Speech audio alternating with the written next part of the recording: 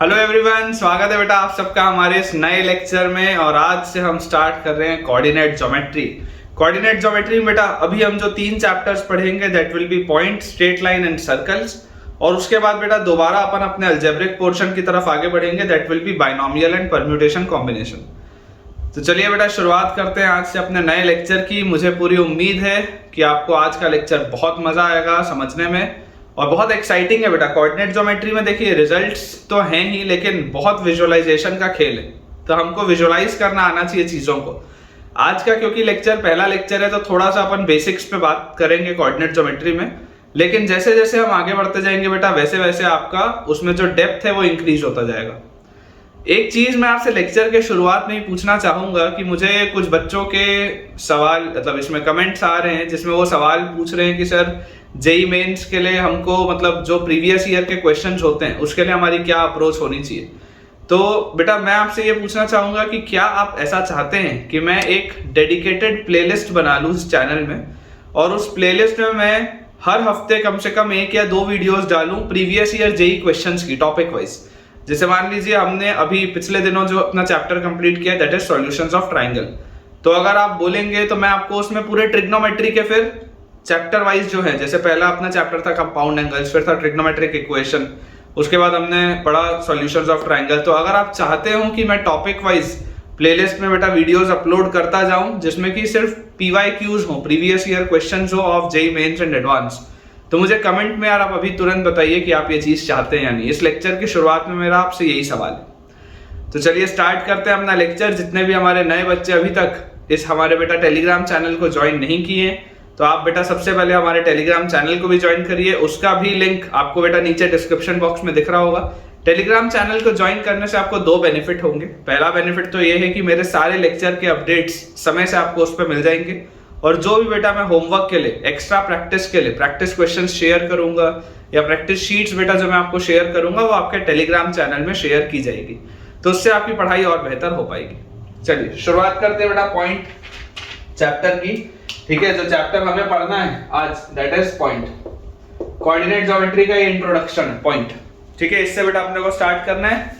मैं यहाँ पे आपको थ्योरी एक्सप्लेन करना चालू करता हूँ क्योंकि थोड़ा सा थ्योरेटिकल कंसेप्ट होगा और जल्दी से आप इस वीडियो को लाइक कर दीजिए।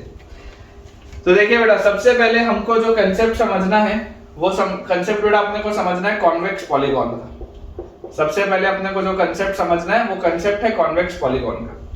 देखो आप बेटा इस चीज को समझो कि यार हम अगर कोऑर्डिनेट ज्योमेट्री पढ़ रहे हैं, ठीक है, हम बच्चों अगर कोऑर्डिनेट ज्योमेट्री पढ़ रहे हैं तो कोऑर्डिनेट ज्योमेट्री में होता क्या है।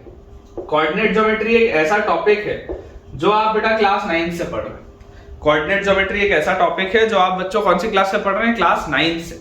9th में हमने बेसिक पढ़ा था कोऑर्डिनेट ज्योमेट्री का कि कोऑर्डिनेट ज्योमेट्री में एक कार्टेशियन प्लेन होता है। कार्टेशियन प्लेन के ऊपर 2 एक्सिस होती है, हॉरिजॉन्टल एक्सिस को एक्स एक्सिस बोलते हैं, वर्टिकल को वाई एक्सिस बोलते हैं। वो पूरे प्लेन को 4 रीजन्स में डिवाइड करती है जिन रीजन्स को हम क्वाड्रेंट बोलते हैं। जहां पर वो इंटरसेक्ट करती हैं वो पॉइंट ऑफ इंटरसेक्शन को हम ओरिजिन बोलते हैं।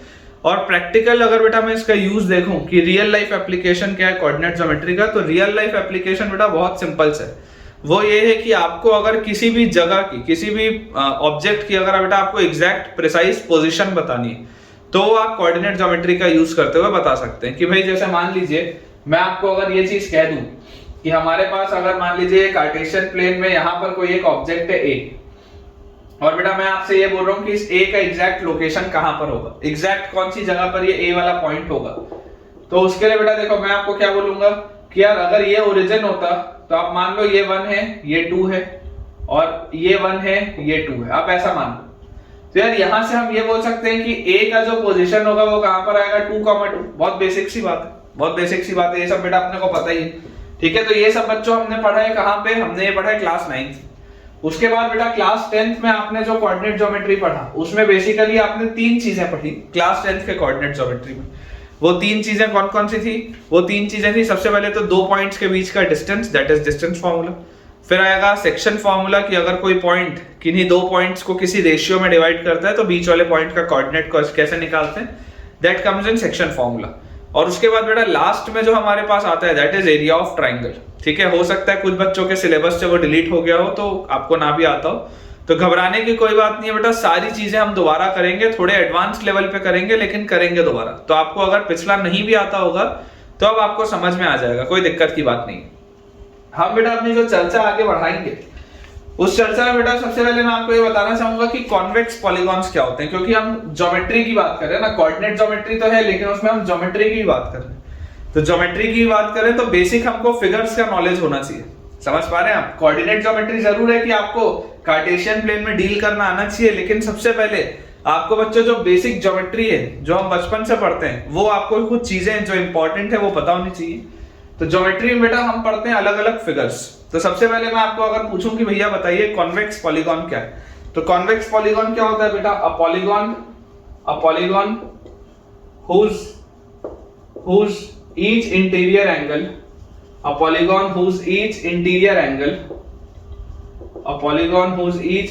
angle is less than 180 degree।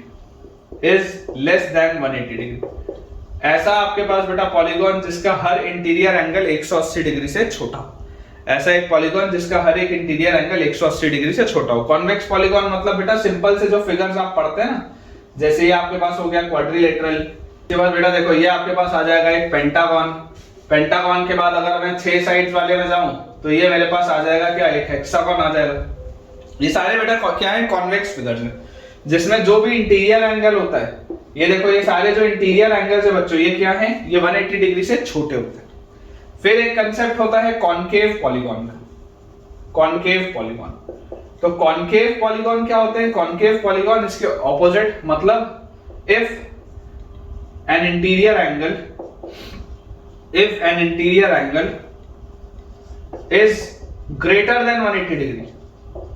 ऐसे भी फिगर्स होते हैं बेटा जिसमें इंटीरियर एंगल 180 डिग्री से बड़ा हो जाए, इज ग्रेटर देन 180 डिग्री। तो ऐसे फिगर्स देखो आप इस तरीके का बेटा कोई फिगर सोचो, एक ऐसा फिगर, ये देखो ये एक फिगर है आपके पास, इस फिगर में बेटा आप सोचो ये वाला जो इंटीरियर एंगल है ये 180 डिग्री से बड़ा है, it is greater than 180 degree. तो ऐसे वाले फिगर्स को हम बेटा बोलते हैं क्या, these are known as concave polygon. तो ये एक बेसिक आपको पता होना चाहिए कि कॉन्वेक्स पॉलीगॉन क्या होता है, कॉनकेव पॉलीगॉन क्या होता है। अब बेटा अपन देखते हैं टाइप्स ऑफ क्वाड्रिलेटरल। तो देखिए बेटा अपन आप समझते हैं सबसे पहले फैमिली ऑफ क्वाड्रिलेटरल्स में क्या है, फैमिली ऑफ क्वाड्रिलेटरल या टाइप्स ऑफ क्वाड्रिलेटरल भी आप बोल सकते हो, फैमिली ऑफ क्वाड्रिलेटरल्स। ठीक है, यहां से बेटा अपना मेन चैप्टर जो है वो स्टार्ट हुआ, ये अपना बेसिक्स है। अभी आज जो पूरा चलेगा वो बेसिक्स होंगे लेकिन मजा आएगा, 100% मैं श्योर हूं मजा आएगा। फैमिली ऑफ क्वाड्रिलेटरल जो बेटा देखो सबसे पहले आपके पास जो कॉन्वेक्स फिगर्स हैं, कॉन्वेक्स फिगर्स में आप पकड़ लो सबसे पहला पैरेललोग्राम। हर बच्चे को बेटा ये चीज पता ही होती है कि पैरेललोग्राम क्या होता है। ठीक है, पैरेललोग्राम के बाद बेटा आपके पास एक फिगर आएगा दैट इज ट्रेपेजियम। ठीक है क्या, पैरेललोग्राम के बाद आपके पास फिगर आएगा दैट इज ट्रेपेजियम। ट्रेपेजियम के बाद बेटा आपके पास फिगर आएगा काइट, और काइट के बाद बेटा आपके पास आएगा एक साइक्लिक क्वाड्रिलेटरल। ये बेटा कुछ काम के फिगर्स हैं जिनके बारे में हमको पता होना चाहिए, जिनके बारे में जानकारी होना बहुत जरूरी है। तो बेटा देखो अगर आप पैरेललोग्राम की बात करोगे तो पैरेललोग्राम में भी मैं आपको बोलता हूं कि हमको रेक्टेंगल अच्छे से पता होना चाहिए, रेक्टेंगल के बाद हमको रोम्बस अच्छे से पता होना चाहिए, और रेक्टेंगल और रोम्बस का स्पेशल केस आ जाता है स्क्वायर, जो हमको पता होना चाहिए। ठीक है ना, रेक्टेंगल और रोम्बस का जो स्पेशल केस आ जाता है दैट इज स्क्वायर, जो हमको पता होना चाहिए। फिर आता है ट्रेपेजियम, फिर आता है काइट, फिर आता है साइक्लिक क्वाड्रिलेटरल। तो अपन एक एक करके बेटा इन सब पे अभी चर्चा करेंगे। सबसे पहले अपन स्टार्ट करते हैं विद पैरेललोग्राम। ठीक है, पैरेललोग्राम। अब इसको मैं बार बार पूरा नहीं लिखूंगा, इसको शॉर्ट फॉर्म में आप ऐसे भी लिख सकते हैं, दो पैरेलल लाइंस और जीएम। शॉर्ट फॉर्म में पैरेललोग्राम को ऐसा भी लिखा जाता है, दो पैरेलल लाइंस और जीएम। ठीक है, तो ये बेटा पैरेललोग्राम की अगर हम बात करें तो पैरेललोग्राम में तो यार हमको क्या पता है कि एक ऐसा quadrilateral, a quadrilateral in which both pairs of opposite sides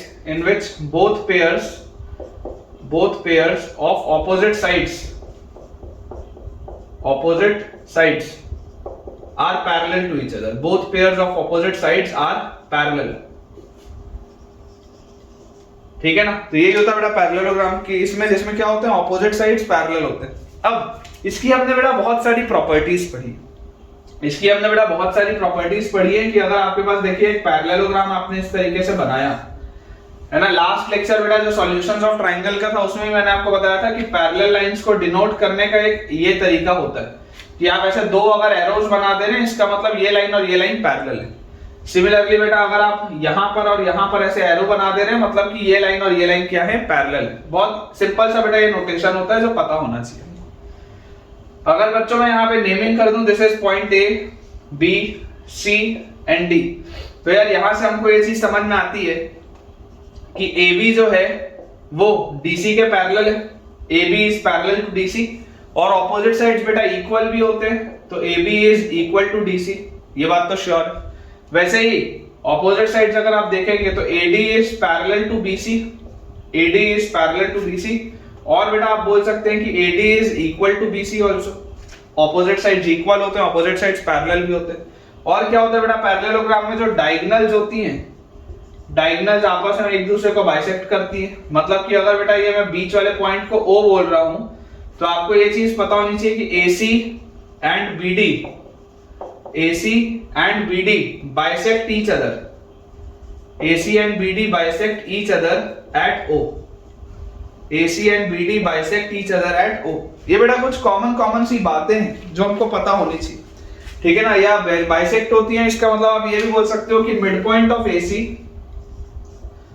that is midpoint of AC is equal to midpoint of BD। एक ही बात, ठीक है ना बच्चों, सबका मतलब वही है कि AC और BD अगर एक दूसरे को बाइसेक्ट कर रही है, मतलब कि midpoint of AC is equal to midpoint of BD। बाकी ऑपोजिट साइड्स इक्वल हैं, ऑपोजिट साइड्स पैरेलल हैं, बहुत ऑब्वियस सी बात है, इसमें अपने को बेटा कोई भी तकलीफ की बात नहीं है। इसके अलावा बच्चों अगर हम इस पैरेललोग्राम में ही बात करें, ठीक है, इसको थोड़ा सा अपन साफ कर लेते हैं, थोड़ा सा पैरेललोग्राम पे और अपन चर्चा करते हैं। पैरेललोग्राम की बेटा अगर अपन बात करें तो आपको ये बात भी पता है कि पैरेललोग्राम के अंदर जो एंगल्स होते हैं, कि अगर ये बेटा अपने पास पैरेललोग्राम है, ठीक है, let us say this is A, B, C and D, और अगर ये वाला एंगल बच्चों इसका थीटा है, ठीक है, ये वाला एंगल इसका थीटा है, तो आपको बेटा एक चीज पता है कि देखो ये लाइन अगर इसके पैरेलल है, अगर ये दो लाइन पैरेलल है तो ये वाला एंगल भी थीटा होगा। करेस्पॉन्डिंग एंगल इक्वल होते हैं, एग्जाम होता है ऐसा, है ना, कि करेस्पॉन्डिंग एंगल क्या होते हैं, इक्वल होते हैं। अब देखो अगर ये एंगल थीटा था तो ये वाला एंगल आपके पास क्या आ जाएगा, 180 माइनस थीटा। लीनियर पेयर है, देख रहे हो लीनियर पेयर है, 180 माइनस थीटा।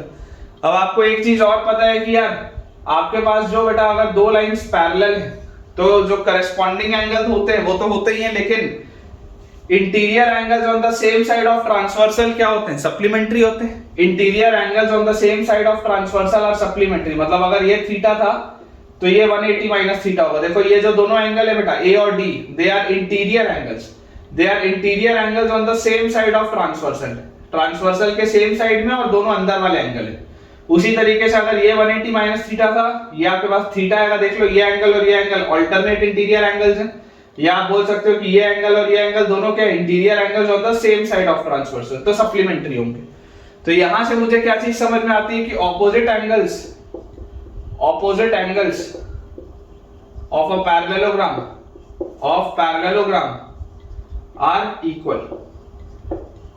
एक पैरेललोग्राम के बच्चों जो ऑपोजिट एंगल्स होते हैं वो क्या होते हैं, इक्वल होते हैं। और एडजेसेंट एंगल्स जो होते हैं बेटा, and adjacent angles are supplementary. Opposite angles तो बच्चों इक्वल हैं ही, लेकिन एडजेसेंट एंगल्स क्या हैं, सप्लीमेंट्री है। सप्लीमेंट्री बोलने का मतलब कि इन दोनों का सम बच्चों, इन दोनों का सम क्या है, 180 डिग्री। आप कोई भी पेयर पकड़ लो एडजेसेंट एंगल का, कोई भी पेयर, तो आपके पास एडजेसेंट एंगल क्या आ जाएंगे, सप्लीमेंट्री आएंगे। अब एक इंपॉर्टेंट बेटा रिजल्ट होता है, एक बहुत इंपॉर्टेंट अपने पास रिजल्ट होता है। इस रिजल्ट का बच्चों जो डेरिवेशन आएगा मैं आपको कराऊंगा, ठीक है, इसका रिजल्ट का डेरिवेशन मैं आपको कराऊंगा। पहले आप लिख लीजिए, in a parallelogram the sum of the squares of all sides, in a parallelogram the sum of the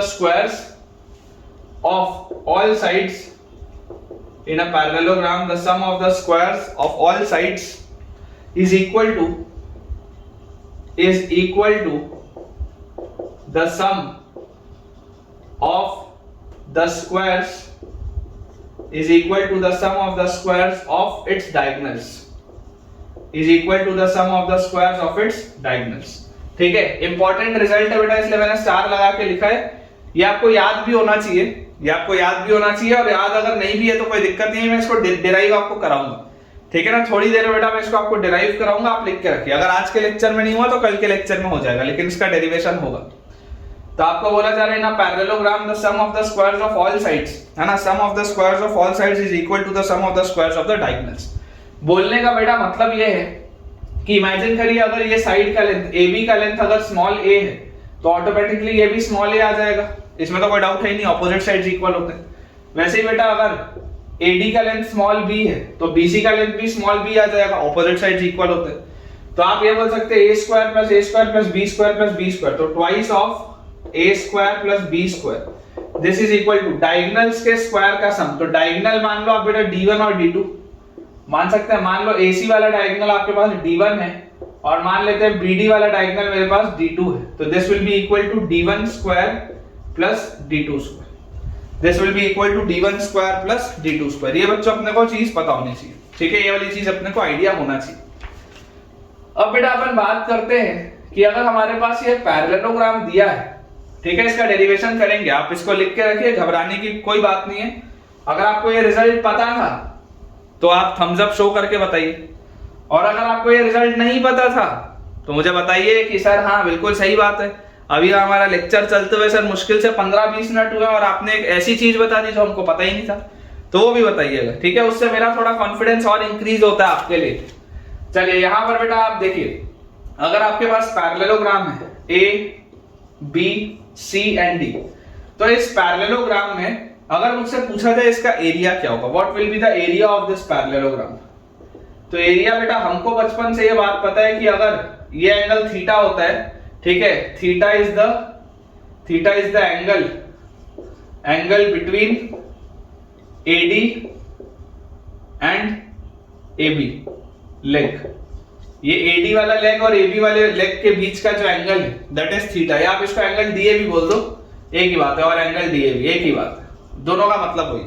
अगर बेटा ये वाला एंगल थीटा है और यहां पर बेटा आपने अगर इसको हाइट को h मानना है, and let us say this is base A, late us say this is base A, तो यार यहां से आप, या इसको h मत मानो, ठीक है, इसको आप मान लो P1 को आप बोल दो परपेंडिकुलर 1, P1 मतलब परपेंडिकुलर 1, ये परपेंडिकुलर ड्रॉप हुआ है। तो यहां से बेटा आपको पता है कि एरिया जो होता है, एरिया क्या होता है, एरिया हमारे पास आता है बेटा पैरेललोग्राम का base into altitude, area is base into altitude, ये सबको पता है। मतलब कि आप आंसर अपना बोलेंगे base is A and altitude is P1, कोई इसमें दिक्कत की बात नहीं। लेकिन बेटा अगर मैं आपको बोलता हूं कि late us say this is B, late us say this is B, तो आप इसको A इंटू P1 तो बोल ही सकते हैं। आप इसको और क्या बोल सकते हैं, देखो आप अगर ध्यान से बेटा देखोगे तो P1 क्या है, बेसिकली ये जो B है, दिस इतना पार्ट, इसको आप मान लो कोई पॉइंट E मान लो, तो ये जो B से लेकर यहां तक है बेटा, ये AE जो है, AE ये क्या होगा, this will B B cos theta, और ये जो P1 होगा बेटा this will B B sin theta, क्योंकि ये जो है बेटा ये आपके पास एक राइट एंगल ट्रायंगल है ना, ट्रायंगल ADE जो है, triangle ADE is a right angle triangle. तो राइट एंगल ट्रायंगल में आप कंपोनेंट ले सकते हैं, जैसे हम वेक्टर में लेते हैं फिजिक्स में। तो अगर ये B है तो this will B B cos theta and this will B B sin theta, तो आप इसको AB sin थीटा भी बोल सकते हो। ये सारे रिजल्ट्स मुझको पता होने चाहिए, ये सब रिजल्ट्स बेटा मुझको पता होने चाहिए, इसमें हमको कोई भी डाउट नहीं आना चाहिए, there should never be a doubt. कब कहां पर किसका उपयोग आ जाए यू नेवर नो, इसलिए हमको बच्चों ये सारे रिजल्ट पता होने बहुत ज्यादा जरूरी है। तो एक तो अपने पास आ गया बेटा कि this will be A P1, या आप इसको बोल सकते हैं this will B AB sin theta. अब मान लो बेटा अगर मैं आपको ये बोलता हूं कि यार मेरे पास अगर सिर्फ दो परपेंडिकुलर्स दिए, मेरे पास अगर बेटा सिर्फ दो परपेंडिकुलर्स दिए हैं, कि इसको अपन यहां से थोड़ा सा इसको क्लियर करते हैं, थीटा वाली लाइन को, इसको मैं कहीं और लिख देता हूं। आप इमेजिन करो अगर फिगर आपके पास इस तरीके से कुछ है कि ये वर्टेक्स B है, इसको आपने नीचे एक्सटेंड किया, और देखो ये जो आपके पास बेटा AB और DC जो दो लाइंस है ना, AB और DC बेटा ये जो दो पेयर ऑफ ये वाली जो बेटा दो लाइंस है, इसके बीच की दूरी कितनी है, P1 है, ठीक है ना। तो P1 is basically distance P1 is basically distance between AB and DC. P1 is basically distance between AB and DC. आप मान लो बेटा कि अगर मैं यहां से एक परपेंडिकुलर और ड्रॉप कर दूं इस तरीके से, लेट अस से टू अ पॉइंट F, ठीक है, और इसको बच्चों मान लो मैं बोल देता हूं P2, इसको बच्चों मान लो मैं बोल देता हूं P2, और मैं आपको बोलता हूं कि P2 क्या है, P2 is distance between AD and CB, AD and CB या BC, जो आपकी इच्छा है, AD and BC लिखिए, ठीक है, distance between AD and BC, क्योंकि ये भी तो पेयर ऑफ पैरेलल लाइंस है ना बेटा, this is also a pair of parallel lines, तो पेयर ऑफ पैरेलल लाइंस के बीच का डिस्टेंस तो सेम ही होता है, इसको आप मान लो P2। इसको मैं और क्या लिख सकता हूं यहां से, तो बेटा देखो सारा खेल क्या है, बहुत सारे आपको रिजल्ट डिराइव करने की जरूरत है। आप यहां से बच्चों समझो, देखो ये अगर एंगल थीटा था, ठीक है, तो ये वाला एंगल कितना होगा, ये वाला एंगल आपके पास आएगा 180 माइनस थीटा, क्योंकि ये मतलब सप्लीमेंट्री एंगल्स होते हैं। तो यार ये वाला एंगल क्या आ जाएगा, ये वाला एंगल मेरे पास थीटा आ जाएगा क्या, this angle will be theta, ये देखो अल्टरनेट इंटीरियर एंगल्स है, this angle will be theta. अब ये 90 है, कॉपी चाहो तो थोड़ा सा घुमा लो, है ना, मैं बोर्ड तो नहीं घुमा सकता, तुम बेटा थोड़ी सी कॉपी घुमा के देखो, ये एंगल 90 दिख रहा है, ये एंगल थीटा दिख रहा है, ठीक है, ये आपके पास P2 है। तो यार मुझे एक चीज समझ में आती है, मुझे क्या समझ में आता है कि यार अगर ये A था, है ना, अगर बेटा ये चीज A थी, ये जो पूरी चीज है अगर ये A थी, तो ये A cos थीटा है, ये A sin थीटा। देखो ध्यान से, अगर ये यहां से लेकर यहां तक बेटा A से लेकर B तक अगर इसकी दूरी A है, तो यार ये आपके पास आएगा A cos थीटा, ये आपके पास आएगा A sin थीटा। मैं आपको पता है क्या बोलना चाह रहा हूं, मैं आपको ये बोलना चाह रहा हूं कि मेरा इंटरेस्ट पता है किसमें, मेरा इंटरेस्ट है बेटा इसका एरिया निकालने में about with P1 and P2 only. मैं चाहता हूं कि आप A और B के टर्म्स मत निकालो, आप एरिया निकालो P1 और P2 के टर्म्स में। देखो आपने A और B के टर्म्स में निकाल लिया, आपने A और P1 के टर्म्स में निकाल लिया। आपको अगर मैं बोलता हूं कि P1 और P2 के टर्म्स में एरिया क्या होगा, P1 और P2 के टर्म्स में, तो यार ये तो P1 है, ये तो P1 है ना, आप यहां पर लिखो ऑल्सो देखो आपको क्या चीज दिख रही है, ये A है, this is A cos theta, this is A sin theta, also A sin theta is equal to P2। देख लो आप, ये A है ना, ये हाइपोटेनियस का काम कर रहा है इस ट्रायंगल में, ट्रायंगल ABF में, ट्रायंगल ABF में बेटा ये हाइपोटेनियस का काम कर रहा है। तो अगर ये A है तो this will be A cos theta, this will be A sin theta, तो A sin theta is equal to P2, तो A will be equal to P2 by sin theta, या आप इसको बोल सकते हैं P2 cosec थीटा, बात तो एक ही, आप इसको क्या बोल सकते हैं P2 cosec थीटा A को। तो यार यहां से देयरफॉर एरिया एक और क्या आ जाएगा, area will be equal to, पहला एरिया आपने लिखा AP1, दूसरा बेटा एरिया आपने लिखा अपने पास AB sin थीटा, तीसरा बेटा जो मैं एरिया लिख रहा हूं दैट विल बी, देखो A की जगह अगर मैं P2 cosec थीटा डाल दूं तो this will B P1 P2 cosec theta, ये अपने पास तीसरा रिजल्ट है, P1 P2 cosec थीटा, ठीक है क्या, देख लो बहुत बच्चों तसल्ली से आप देख लो, ये सारी चीजें बहुत इंपॉर्टेंट है ना, ये सारी की सारी बेटा जो चीजें बहुत इंपॉर्टेंट है। इसके बाद एक प्रोफाइल और होती है, मैं आपको वो भी बता देता हूं, अक्सर ये चीज बेटा बाकी टीचर्स नहीं बताते। अब बेटा जो मैं आपको प्रोफाइल बता रहा हूँ 100% मैं आपको बोल रहा हूँ, बहुत रेयरली, बहुत चुनिंदा ऐसे टीचर्स होते हैं जो आपको ये प्रोफाइल बताते हैं। देखिए ध्यान से, अगर ये चीज आपको नहीं आती होती, अगर ये आपको चीज नहीं आती होगी बेटा, मुझे कमेंट में बताना यार, क्योंकि मुझे अच्छा लगेगा कि मैं तुमको कुछ ऐसा डिलीवर कर पा रहा हूं जो वैल्यू एडिशन, जो तुमको नहीं पता था, क्योंकि ये मेरे हिसाब से तो बहुत लोग नहीं बताते। मैंने आज तक किसी बच्चे के नोट्स में इसको नहीं देखा है ना, एक्सेप्ट मेरे बच्चों के, मैंने बेटा कभी इसको नहीं देखा। तो ध्यान से आप देखिए, आपके पास अगर ये A है, ये B है, ये C है, ये D है, ये AC आपके पास एक डायगोनल है, let us say this is diagonal D1, और ये BD आपके पास एक डायगोनल है, let us say this is diagonal D2, और इन दोनों के बीच में एंगल है अल्फा, ठीक है। मैं थीटा जानबूझ के नहीं ले रहा हूं, थीटा क्योंकि मैंने ये वाला एंगल लिया था तो बच्चों को कई बार मैंने ये देखा है कि रिजल्ट्स में कंफ्यूजन हो जाता है ना, थीटा ये वाला एंगल है, उसको मैं अल्फा बोल रहा हूं, बच्चों को कई बार कंफ्यूजन हो जाता है। तो आप एक रिजल्ट चाहते हैं, है ना, derive a result of area in terms of D1, D2 and alpha, in terms of D1, D2 and alpha. आपको बच्चों ये चीज करनी है कि आपको एक एरिया का रिजल्ट डिराइव करना है in terms of D1, D2 and alpha. देखिए बहुत आसानी से बेटा आप इस चीज को कर सकते हैं। आपको एक चीज पता है, आपको क्या पता है, आपको ये पता है कि डायगोनल्स पैरेललोग्राम की एक दूसरे को बाइसेक्ट करती है। तो अगर बच्चों डायगोनल्स एक दूसरे को बाइसेक्ट करती हैं तो यार ये इतना सा जो हिस्सा होगा दिस विल बी d2/2, और ये वाला भी जो अपने पास हिस्सा होगा, मैं यहीं पर देखो कर रहा हूं, ये नीचे वाला भी this will also be d2/2, और ये आपके पास कोई पॉइंट आएगा O जो इसका मिड पॉइंट होगा AC और BD का, तो ये हिस्सा d2/2 होगा, ये हिस्सा भी d2/2 होगा, इसमें तो कोई भी डाउट नहीं। इमेजिन बेटा करो कि अगर आपने यहां से एक परपेंडिकुलर ड्रॉप किया, ये d2/2 को अपन दूसरे साइड लिखते हैं, इधर लिखते हैं, ठीक है, दिस इज d2/2। आपने इमेजिन करो बेटा एक परपेंडिकुलर ऐसे ड्रॉप किया, ठीक है ना, क्योंकि ये तो 90 डिग्री वाली लाइन नहीं है, परपेंडिकुलर लाइन नहीं है, तो हमने क्या किया, हमने एक परपेंडिकुलर ड्रॉप किया। अब परपेंडिकुलर ड्रॉप करते ही बेटा आपको फिलहाल लेट अस से ये कोई पॉइंट M पे परपेंडिकुलर ड्रॉप हुआ और इसका लेंथ आया x, ठीक है, dm का लेंथ आया x, और dm क्या है, dm is basically perpendicular to AC, हमारे पास ये चीज आती है।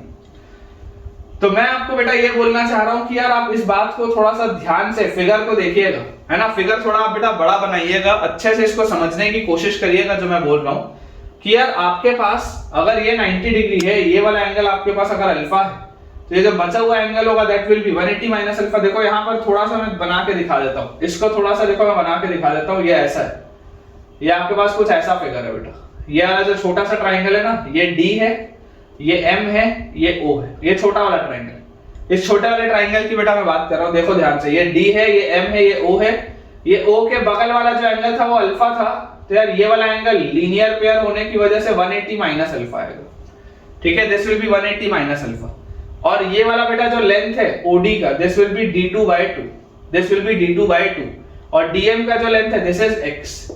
अच्छा मुझे एक चीज बच्चों पता है कि एरिया ऑफ ABCD, आपने बेटा क्लास 9th में या 10th में, जिस भी साल आपने ये पैरेललोग्राम पढ़ा था, मेरे ख्याल से 9th में बच्चा पढ़ता है क्वाड्रिलेटरल चैप्टर में, उसमें बेटा आपने एक चीज पढ़ी थी कि यार डायगोनल ऑफ अ पैरेललोग्राम, याद करना, पहला थ्योरम है, बुक का पहला theorem, diagonal of a parallelogram divide it into two congruent triangle, ठीक है, ये अपने पास थ्योरम था, diagonal of a parallelogram divide it into two congruent triangles. और एक चीज मुझे और पता है कि कॉन्ग्रुएंट ट्रायंगल्स का तो एरिया सेम होता है, क्योंकि कॉन्ग्रुएंट ट्रायंगल मतलब क्या होता है, कॉन्ग्रुएंट ट्रायंगल मतलब बिल्कुल एक जैसे, हूबहू एक जैसे, तो उसका एरिया तो सेम होता है। मतलब कि मैं बोल सकता हूं कि यार ट्रायंगल ADC और ट्रायंगल ABC दोनों का एरिया सेम होगा, क्योंकि ये दोनों ट्रायंगल तो कॉन्ग्रुएंट है ना। AC डायगोनल जो है, AC डायगोनल इसको दो कॉन्ग्रुएंट ट्रायंगल्स में अगर डिवाइड कर रही है तो ADC और ABC दोनों बेटा कॉन्ग्रुएंट होंगे, तो दोनों का एरिया सेम होना चाहिए। तो क्या मैं इसको twice of area of triangle ADC बोल सकता हूं क्या? इसमें कोई दिक्कत तो नहीं होनी चाहिए। Twice of area of triangle ADC, area of triangle ABCD बेटा जो पूरा होगा वो इतने ऊपर वाले हिस्से का डबल होगा, ADC का डबल होगा। तो यार यहां से आप देखो this is twice of area of triangle ADC क्या होता है, हाफ बेस इनटू हाइट, तो हाफ इनटू बेस क्या है, बेस D1 है, बेस D1 है, और हाइट क्या है, बेस अपने पास बच्चों आएगा यहाँ पे D1, और हाइट क्या है इसका, हाइट इसका x है। देखो परपेंडिकुलर मैंने तभी ड्रॉप किया था, हाइट इसका x है, हाइट इसका क्या है, x है। और अब आप ध्यान से बेटा सोच के देखो कि क्या इसको मैं ऐसा लिख सकता हूँ, 2 से 2 गया, this is D1 into x, और x को आप क्या लिख सकते हो, d2/2 cos 180 minus alpha, d2/2 sin 180 minus alpha. देखो ध्यान से, ये d2/2 है, this is cos 180 minus alpha, ये वाला जो कंपोनेंट होगा this will B cos 180 minus alpha and this will B sin 180 minus alpha. तो x की जगह मैं लिख रहा हूं d2/2 sin 180 माइनस अल्फा। देख लीजिए ध्यान से, ठीक है। बहुत रेयरली बेटा लोग ये सब कराते हैं, अदरवाइज वो सीधा आगे बढ़ जाते हैं। मेरे हिसाब से यार ये सब पता होना चाहिए, क्योंकि बच्चा ना आसान चीजों में गलती कर देता है। ये इजी है लेकिन हमको पता नहीं होता तो हमसे गलतियां हो जाती हैं।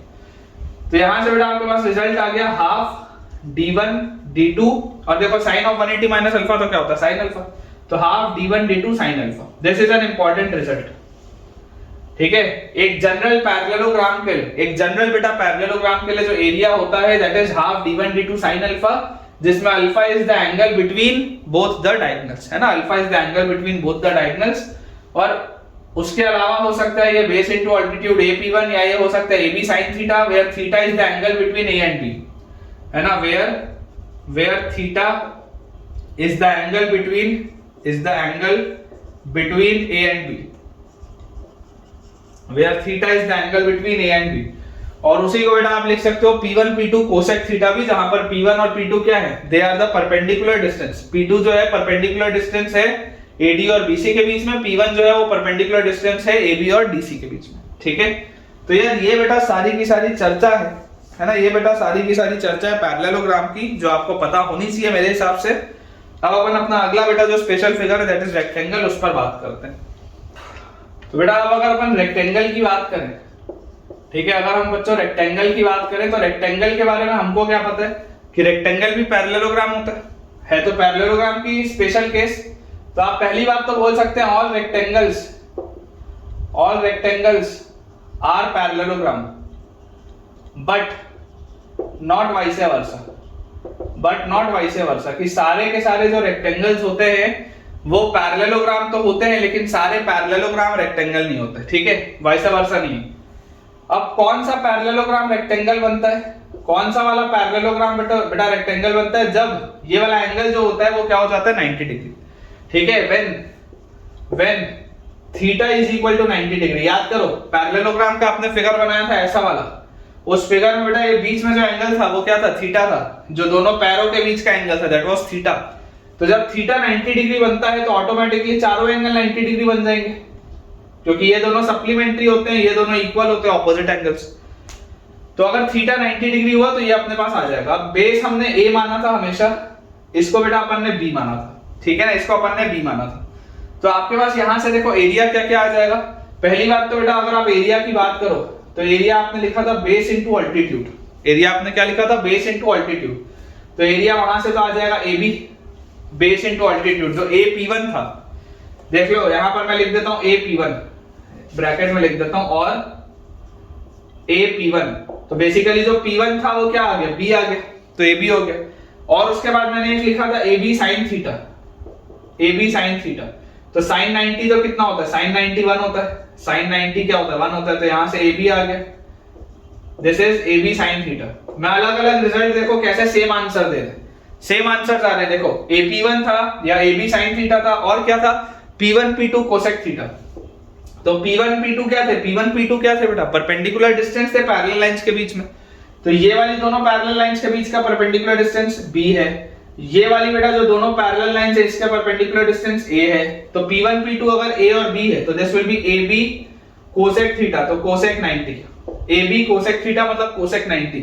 तो यार ये भी यहां से भी AB आएगा, यहां से भी AB आएगा। इसका ओरिजिनल फॉर्म क्या था, ओरिजिनल फॉर्म हमारे पास था P1 P2 cosec theta. Original form बच्चों हमारे पास इसका दिया हुआ था P1 P2 कोसेक थीटा। तो देखो आएगा सबसे सेम, ठीक है ना बेटा, सबसे सेम ही अपने पास आंसर आएगा रेक्टेंगल के केस में।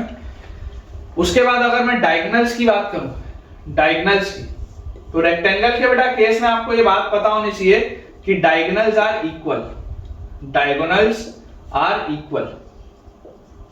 बाइसेक्ट तो होती ही है, तो हर पैरेललोग्राम की डायगोनल बाइसेक्ट होती है, लेकिन नॉर्मल बेटा जो पैरेललोग्राम्स होते हैं उसमें डायगोनल अनइक्वल होती है, एक डायगोनल बड़ी होती है, एक डायगोनल छोटी होती है। लेकिन अगर मैं रेक्टेंगल की बात करूं तो रेक्टेंगल की जो डायगोनल्स हैं दे आर इक्वल, ठीक है ना, diagonals of rectangle are equal. तो अगर बेटा ये आपके पास एक डायगोनल D1 है, ये अगर आपके पास एक डायगोनल D2 है, तो याद करो बेटा यहां से आ जाएगा D1 is equal to D2 which is equal to D। D1 और D2 दोनों बराबर आ जाएगा, और किसके बराबर आएगा, D के बराबर। तो अगर बेटा ये चीज मेरे पास आ गई और इनके बीच का एंगल 90 डिग्री नहीं होता, ये आपको याद होना चाहिए कि बेटा डायगोनल्स के बीच का एंगल 90 डिग्री नहीं होता।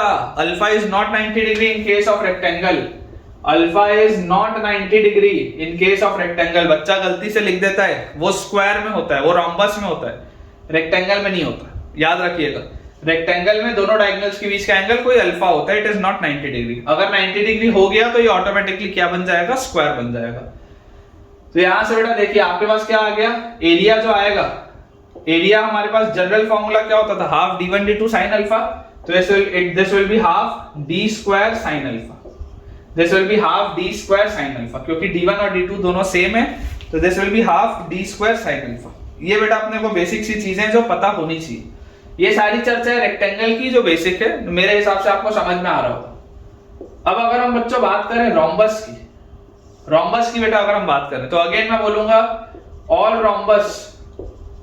Rhombus are parallelogram. सारे रोम्बस पैरेललोग्राम होते हैं, but the converse is not true, है ना, but not vice versa, but the converse is not true. ये बात बच्चों हमको पता होनी चाहिए कि सारे रोम्बस पैरेललोग्राम होते हैं, लेकिन बेटा इसका कन्वर्स सही नहीं है। देखो एक चीज है कि both rectangle and rhombus exhibits the properties of parallelogram.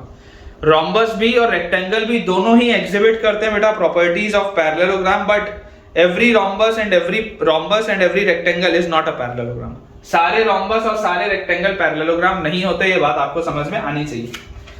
तो बेटा अगर हम रोम्बस की बात करें तो देखिए कौन सा वाला फिगर रोम्बस होता है। रोम्बस बेटा कोई फिगर तब बनता है जब इस पैरेललोग्राम में बच्चों ये दोनों साइड ए हो जाए, ठीक है ना। जब इस पैरेललोग्राम में बच्चों ये दोनों साइड ए हो जाएंगे ना, तब आपके पास जो फिगर आएगा that will B rhombus.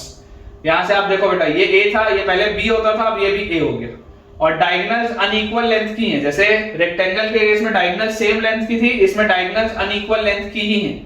Late us say this is diagonal D1 and let us say this is diagonal D2, लेकिन इसमें जो डायगोनल्स होती है बेटा वो 90 डिग्री पर बाइसेक्ट होती है। इसकी जो डायगोनल्स होती है वो 90 डिग्री पर बाइसेक्ट होती है। और अगर मैं ये वाले एंगल को मान लो बोल दूं थीटा, जो मैंने पहले भी बोला था, तो एरिया बेटा मेरे पास जो आएगा एरिया आप जनरली क्या बोलते हैं, AB sin थीटा बोलते हैं ना। एरिया आप जनरली क्या बोलते हैं, AB sin थीटा बोलते हैं, तो this will be A square sin theta, ठीक है। P1 P2 के टर्म्स में नहीं लिखते क्योंकि अननेसेसरी P1 P2 इसमें खींचना पड़ेगा, उसका कोई अर्थ नहीं है। Area will be A square sin theta, जहां पर थीटा ये वाला एंगल है और ये A है और ये भी A है, ठीक है। ये बात आती है समझ में। उसके बाद अगर डायगोनल्स बेटा D1 और D2 है, क्योंकि दोनों ऑब्वियसली अनइक्वल लेंथ की हैं, तो एरिया का एक रिजल्ट क्या होता है, एरिया का एक रिजल्ट होता है half D1 D2 sin alpha. तो this will B half D1 D2, और sin अल्फा कितना होगा, sin 90 डिग्री। तो यहां से अपने पास रिजल्ट आ जाएगा हाफ D1 D2, है ना। अक्सर बच्चों को ये पता होता है, अक्सर बेटा बच्चों को ये चीज पता होती है कि रोम्बस का जो एरिया होता है वो हाफ D1 D2 होता है, लेकिन ये हाफ D1 D2 आता कहां से ये नहीं पता होता। तो हाफ D1 D2 बेटा ओरिजिनल फॉर्मूले से आता है। ओरिजिनल फॉर्मूला होता है half D1 D2 sin alpha, जिसमें अगर आपने अल्फा को 90 डिग्री बोल दिया तो answer will be half D1 D2, ठीक है। तो डायगोनल्स बाइसेक्ट तो करती हैं बेटा, लेकिन ये बाइसेक्ट करती है 90 डिग्री पे, ये आपको पता होना चाहिए। This is an important point. और इसका बच्चों जो एरिया आ जाता है that is half D1 D2। अब एक चीज बेटा देखो मैं आपको और बताता हूं। मैंने आपको थोड़ी देर पहले बेटा बताया था कि चारों साइड्स के स्क्वायर का सम दोनों डायगोनल्स के स्क्वायर के सम के बराबर होता है, ये मैंने आपको बताया था। इसका मतलब यहां से आप बोल सकते हो कि twice of A square plus B square should be equal to, वहां पर क्या होता था D1 square plus D2 square होता था, है ना। यहां पर लिख देते ऑल्सो, तो वहां पर क्या होता था D1 square plus D2 square होता था। यहां पर D1 और D2 तो दोनों सेम है, तो this will be equal to twice of D square, this will be equal to twice of D square. और आप देख लो ये प्रूव हो भी रहा है, देखो A square plus B square क्या है, D स्क्वायर के बराबर है, पाइथागोरस थ्योरम।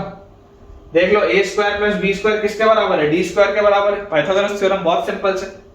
वैसे ही आप बेटा यहां पर अगर देखोगे तो यहां पर आप ऑब्जर्व करने की कोशिश करो कि ऑल्सो चारों साइड्स क्या होंगी, रोम्बस की चारों साइड सेम होती हैं। तो ऑल्सो आप यहां पर बोल सकते हो 4A स्क्वायर, मतलब A square plus A square plus A square plus A square, जो twice of A square plus B square लिख रहे हो ना आप, बेसिकली B भी A के बराबर है। तो चारों साइड्स के स्क्वायर का sum will be equal to D1 square plus D2 square. ये अपने को पता होना चाहिए। चारों साइड्स के स्क्वायर का sum will be equal to D1 square plus D2 square. बच्चों ये वाली भी चीज अपने को आइडिया होना चाहिए। तो इसको बेटा अपन क्लियर करते हैं, इसको क्लियर करके थोड़ा स्क्वायर के बारे में जानकारी लेते हैं। सो बेटा नेक्स्ट फिगर अपने पास जो दिया हुआ है दैट इज स्क्वायर। अब स्क्वायर के बारे में बेटा हम जानते हैं कि square is a special case of rectangle as well as rhombus, है ना। इट इज अ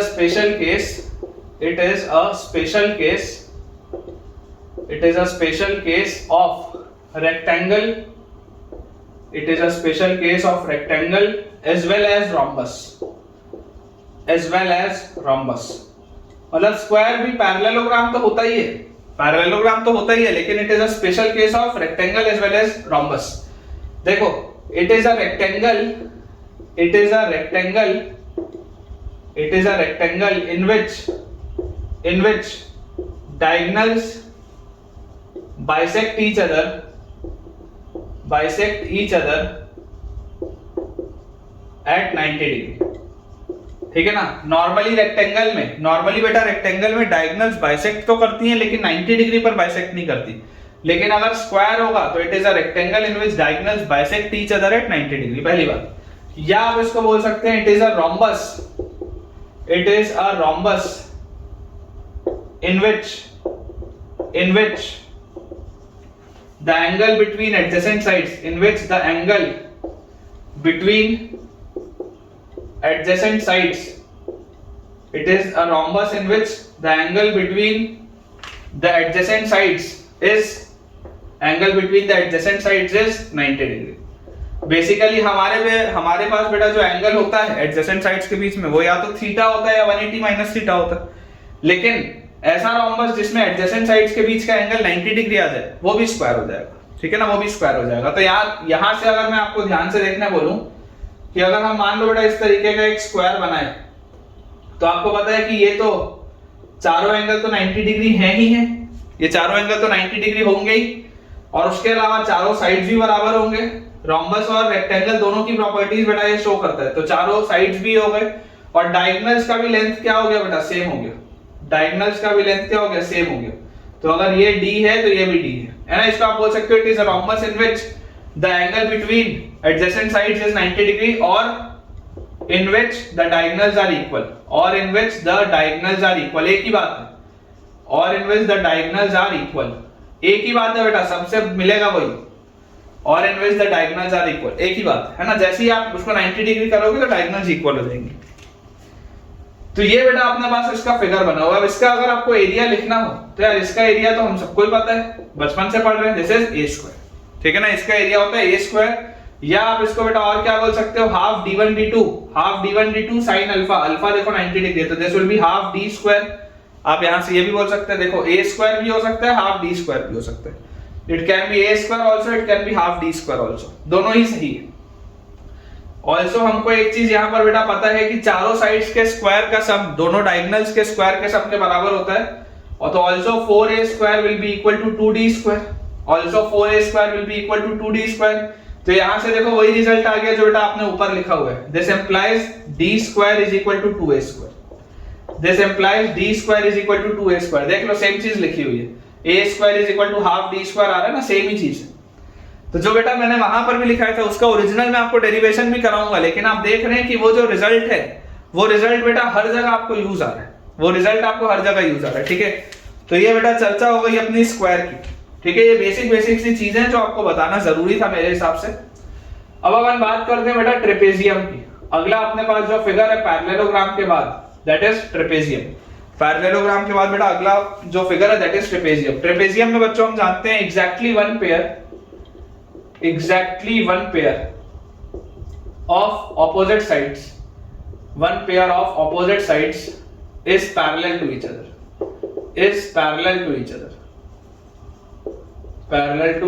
क्योंकि बेटा आपको ये बात पता है कि पैरेललोग्राम क्या था, पैरेललोग्राम था जिसमें दोनों ही पेयर ऑपोजिट साइड्स के क्या होते थे, पैरेलल होते थे। लेकिन ट्रेपेजियम क्या होता है, ट्रेपेजियम वो फिगर होता है जिसमें कि exactly one pair of opposite side is parallel to each other. मतलब कि अगर बेटा इस तरीके का मैं फिगर बनाऊं, ऐसा एक फिगर बेटा अगर मैं बनाऊं तो आप देख सकते हैं सिर्फ और सिर्फ एक ही पेयर ऑफ साइड पैरेलल है। Let us say this is A, this is B, this is C and this is D. तो आपको क्लियरली दिखाई दे रहा है कि AB is parallel to DC, AB is parallel to DC। बेटा आपको ये चीज दिखाई दे रही, ठीक है, AB is parallel to DC, आपको बच्चों ये वाली चीज दिखाई दे रही। अब इसमें हमको एक चीज बेटा और पता होनी चाहिए, इसको अपन यहां से थोड़ा सा लाइन बना लेते हैं। हमको और देखो क्या पता होना चाहिए कि the other two non-parallel sides, the other two non-parallel sides of trapezium, the other two non-parallel sides of trapezium are known as legs of trapezium, trapezium के पैर बोले जाते हैं उनको, they are known as legs of trapezium. ठीक है, the other two non parallel sides of a trapezium are known as legs of trapezium. ठीक है बेटा, बहुत बेसिक सी चीजें हैं जो आपको पता होनी चाहिए। अब इमेजिन करिए बेटा, लेट अस से AB का लेंथ है स्मॉल a एंड बेटा DC का लेंथ है स्मॉल b। ठीक है, मान लेते हैं AB का लेंथ है स्मॉल a और DC का लेंथ है स्मॉल b, और मैं आपको बोलता हूं कि AD का आप मिड पॉइंट ले लो, लेट अस से E, एंड BC का आप मिड पॉइंट ले लो, लेट अस से F। ठीक है ना, E and F are the midpoints, E and F are the midpoints of AD and BC respectively. E and F are the midpoints of AD and BC respectively.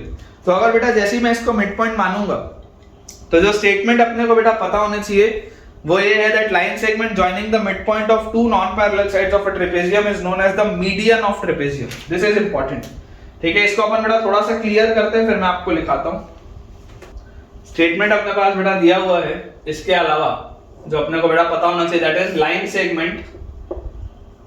Segment joining the midpoints of the two non-parallel sides. Line segment joining the midpoints of the two non-parallel sides is known as the median of trapezium. ठीक है, ये अपने को बेटा nomenclature पता होना चाहिए कि ट्रेपेजियम का मीडियन क्या होता है। तो ट्रेपेजियम का मीडियन होता है वो वाला एक लाइन सेगमेंट जो इसके दोनों नॉन पैरेलल साइड्स के मिड पॉइंट से पास होता है। ठीक है, this is median of trapezium. अब अगर बेटा मैं EF का लेंथ पूछूं, अगर मैं आपसे पूछूं कि इस EF का लेंथ कितना होगा, तो बेटा आपको देखो याद करो क्लास 9th में आप मिड पॉइंट थ्योरम पढ़ते हैं। मिड पॉइंट थ्योरम आपको क्या सिखाता है? मिड पॉइंट थ्योरम बेटा आपको यह सिखाता है कि अगर BD डायगोनल को मैं ज्वाइन कर दूं तो मिड पॉइंट थ्योरम बोलता था कि अगर एक लाइन किसी एक साइड के पैरेलल है और इधर से निकल रही है तो दूसरे साइड के भी मिड पॉइंट से वो पास होगी, ये मिड पॉइंट थ्योरम बोलता था, और वो इस बेस का हाफ भी होता था। ठीक है ना, ये जो होता था ये वाला इतना सा हिस्सा इस बेस का हाफ भी होता था, ये था मिड पॉइंट थ्योरम। वैसे यहां पर देखो कि इधर से आपके पास एक लाइन निकल रही है, तीसरे साइड के पैरेलल है, तो दूसरे साइड के भी मिड पॉइंट से पास होगी, दूसरे साइड के मिड पॉइंट से पास होगी, और ये वाला जो हिस्सा होगा वो बेस का आधा होगा। मतलब कि आप बोल सकते हैं that EF will be of ऑफ AB प्लस CD, या आप इसको बोल सकते हैं half of A plus B। EF will be equal to half of A plus B। ये बेटा अपने को चीज पता होनी चाहिए। अब इसमें जनरली कई बार बेटा ट्रेपेजियम में एक टर्म आ जाता है विच इज आइसोसेलेस और इक्विलेटरल ट्रेपेजियम। कभी कभी ये शब्द आ जाता है आइसोसेलेस और इक्विलेटरल ट्रेपेजियम, कभी कभी ये वर्ड्स का यूज आ जाता है आइसोसेलेस और इक्विलेटरल ट्रेपेजियम। तो आइसोसेलेस और इक्विलेटरल ट्रेपेजियम का बेटा मतलब क्या होता है? This means legs of trapezium are of same length. पहली बात, legs of trapezium are of same length. सबसे पहली बात तो बेटा ये होती है that legs of trapezium are of the same length, मतलब कि आप बोल सकते हैं बेटा कि AD और BC बराबर होगा, AD will be equal to BC। सबसे पहली बात तो आप ये बोल सकते हैं। दूसरा होता है diagonals are of equal length. ये जो आपने बेटा डायगोनल बनाने AC और BD बेटा आपने जो डायगोनल बनाने, डायगोनल सेम लेंथ के हो जाएंगे। Diagonals AC and BD are of equal length, diagonals AC and BD are of equal length. और तीसरी बेटा इसमें जो चीज होती है वो होती है बेस एंगल्स। ये जो बेस एंगल्स है ना बेटा, एंगल ADC और angle BCD, base angles equal हो जाते हैं बेटा। Base angles are equal. Base angles मतलब angle ADC and angle BCD, base angles are equal. ये बेटा प्रॉपर्टीज होती है आइसोसेलेस या इक्विलेटरल ट्रेपेजियम की। अगर कभी मान लो बेटा गलती से आपको ये दिख गया कि यार कोई एक आइसोसेलेस ट्रेपेजियम दिया है, या कभी बेटा मान लो लिखा है कि एक इक्विलेटरल ट्रेपेजियम दिया है, तो उसमें ये प्रॉपर्टीज फॉलो होंगी। जैसे अगर आपके पास ये एक इस तरीके का फिगर होगा ना, तो इसमें बेटा देखो ये A था, ये आपके पास बी है, ये आपके पास सी है और ये आपके पास डी है। तो आपको बोला जाएगा कि ये तो इसके पैरेलल है ही ट्रेपेजियम की प्रॉपर्टी के हिसाब से, ये वाला साइड और ये वाला साइड इक्वल हो जाएगा। देख लो ये लेग्स हैं, these two non parallel sides are the legs, तो लेग्स इक्वल हो जाएंगे। उसके बाद बेटा ये हो जाएगा कि ये जो डायगोनल है AC और BD, बेटा ये जो डायगोनल आपके पास है AC और BD, ये AC और BD डायगोनल का लेंथ क्या होगा, AC और BD डायगोनल का लेंथ सेम हो जाएगा। और उसके अलावा बेटा ये जो बेस एंगल है, ये दोनों बेस एंगल भी क्या होंगे, सेम होंगे। Both of these base angles will also be equal. तो ये बेटा तमाम जो चर्चा हमको ट्रेपेजियम की करनी थी वो हमने कर ली। एरिया ऑफ ट्रेपेजियम आप सबको पता ही है कि अगर आप यहां से इसको परपेंडिकुलर ड्रॉप करें और अगर आप इसको h बोलें तो एरिया जो होता है ट्रेपेजियम का एरिया, तो area is equal to half into sum of parallel sides that is a plus b into distance between them that is h। ठीक है ना, half into sum of parallel sides into distance between them. तो यार ये होता है area, ये आपको पता ही है। अब बेटा अपन आगे चलते हैं और काइट की बेटा चर्चा करते हैं, काइट की। नेक्स्ट अपने पास बेटा देखो जो फिगर दिया हुआ है दैट इज काइट। ठीक है, kite is not an important figure, लेकिन सिलेबस में होता है तो बता देना चाहिए, बाकी कोई बहुत इंपॉर्टेंट फिगर बेटा नहीं। काइट बेटा पतंग जैसी होती है, पतंग हमने बचपन में उड़ाई है, सबने एटलीस्ट पतंग देखी तो होती है, तो अपने को बेसिक एक आइडिया है कि हम काइट जब बोलते हैं तो उसका मतलब क्या है। इस तरीके का बेटा जो आपके पास फिगर होता है, ठीक है ना, इस तरीके का बेटा आपके पास जो फिगर होता है, दिस इज काइट, ये A है, this is B, this is C and this is D। अब इसमें बेटा देखो जो मुझे चीजें पता होनी चाहिए, वो पता होने वाली चीजें कौन सी हैं, वो पता होने वाली चीजें ये हैं कि डायगोनल्स एक दूसरे को बेटा परपेंडिकुलरली इंटरसेक्ट करती है। ठीक है ना, diagonals intersect them perpendicular, bisect नहीं करती। Diagonals are not bisecting, bisection नहीं हो रहा है बेटा, लेकिन कि ये आप बोल सकते हो कि ये डायगोनल्स जो हैं, देखो ये वाली जो डायगोनल है ये इसको बाइसेक्ट कर रही है, लेकिन ये वाली डायगोनल इसको बाइसेक्ट नहीं कर रही। समझ पा रहे हो? देखो मैं आपको स्टेटमेंट के रूप में लिखाता हूं, आप इसमें लिखिए डायगोनल्स आर परपेंडिकुलर। सबसे पहली बात तो दैट डायगोनल्स आर परपेंडिकुलर। सबसे पहली चीज तो आपको ये चीज समझ में आनी चाहिए काइट में कि डायगोनल्स परपेंडिकुलर है। उसके बाद exactly one diagonal divide the figure into two congruent triangle। ठीक है, exactly one diagonal, जैसे मान लो आपके पास ये डायगोनल, बड़ी वाली डायगोनल D1 है, छोटी वाली डायगोनल D2 है, तो आपको बोला जा रहा है exactly one diagonal, और कौन सी वाली डायगोनल है वो D1, exactly one diagonal D1 divides the entire figure, divides the entire kite, the entire figure divides the entire kite into two congruent triangles, into two congruent triangles, into two congruent triangles, exactly one diagonal। ठीक है, और आप ये भी देखो यहां पर बोल सकते हो कि ये जो D1 है बेटा, this D1 is bisecting BD, D1 bisects D2 but not vice versa, but not vice versa. D1 जो है बेटा, D1 जो है वो D2 को बाइसेक्ट कर रहा है, मतलब इतना हिस्सा इतने हिस्से के बराबर है, इतना हिस्सा इतने हिस्से के बराबर है बेटा, लेकिन इसका कन्वर्स ट्रू नहीं है, इसका कन्वर्स ट्रू नहीं है बेटा। D2 is not bisecting D1, D2 is not bisecting D1, only and only D1 is bisecting D2। ठीक है, ये बेटा 3 पॉइंट्स हैं जो आपको समझ में आने चाहिए। This is point 1, this is point 2 and this is point 3। ये बेटा अपने को देखो चीज समझ में आनी चाहिए। और इसमें भी अगर बेटा आप चाहेंगे तो देखो इसमें आपको काइट में एक चीज और पता होती है ना, ये हमने बेटा बचपन में पढ़ाई है कि ये साइड इसके बराबर है और ये वाला साइड इसके बराबर होता है। AB और AD बराबर होता है और BC और CD बेटा बराबर होता है ना, BC और DC आपके पास बराबर होता है। इसका अगर आपसे मान लीजिए कभी कोई गलती से एरिया पूछ ले, हालांकि पूछा नहीं जाता, इंपॉर्टेंट नहीं है, बट एरिया इसका होता है हाफ D1 D2। ठीक है, आप चाहें तो बेटा इसको डिराइव करके भी देख सकते हैं, कोई बहुत बड़ी बात नहीं है, आराम से डिराइव हो जाएगा। आप चाहें तो इसको डिराइव करके देख सकते हैं। आप देखिए ये आपके पास D2 आपको दिया ही हुआ है, ये D1 में से आप इतने हिस्से को x मान लेना, नीचे वाले हिस्से को D1 माइनस x मान लेना, ऊपर वाले में आप लगा लेना half into base D2 into x, और नीचे वाले में लगा लेना half into base D2 into D1 minus x। Solve करोगे आ जाएगा, area will B half D1 D2। ठीक है क्या, area will B half D1 D2 बेटा, बहुत आसानी से ये चीज निकल आएगी अपने पास। तो काइट में बेटा यही है चीज जो हमारे लिए इंपॉर्टेंट है, इससे ज्यादा हम चर्चा काइट पे नहीं करेंगे। अब बेटा जो हमको चर्चा करनी है that is on cyclic quadrilateral, ये इंपॉर्टेंट है, ठीक है ना। साइक्लिक क्वाड्रिलेटरल ही आज मैं आपको अच्छे से कराऊंगा और उसके बाद बेटा फिर अपना आज का अपन लेक्चर एंड करेंगे।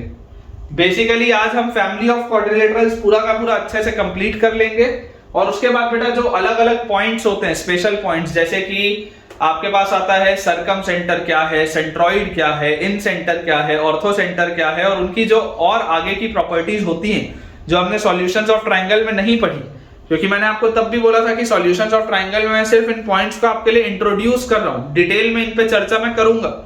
तो कल वाले लेक्चर में बेटा हम इन पे डिटेल पे चर्चा करेंगे। आज हम बेटा अभी जो सिर्फ पढ़ेंगे दैट इज साइक्लिक क्वाड्रिलेटरल, ठीक है। आज बेटा हम जो पढ़ेंगे that is only and only cyclic quadrilateral.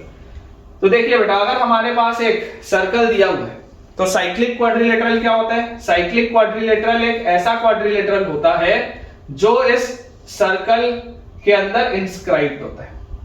Cyclic quadrilateral एक ऐसा क्वाड्रिलेटरल होता है जो इस सर्कल के अंदर क्या होता है? इंस्क्राइब्ड होता है। मतलब कि बेटा आप मान लो let us say this is point A, this is point B, this is point C and this is point D. अगर बेटा ये पॉइंट्स आपको एबीसीडी दिए हुए हैं तो साइक्लिक क्वाड्रिलेटरल मतलब ये है कि ये चारों जो पॉइंट्स हैं, है ना, vertices of the quadrilateral, vertices of quadrilateral ABCD lies on the circle, lies on the circle, vertices of quadrilateral ABCD बेटा जो होते हैं they lie on the circle। ये सबसे पहली बात है जो आपको समझ में आनी चाहिए। उसके अलावा बेटा साइक्लिक क्वाड्रिलेटर में आपको ये भी पता होता है कि opposite angles are supplementary। opposite angles क्या होते हैं बेटा? opposite angles are supplementary। ये हमको चीज पता होती है।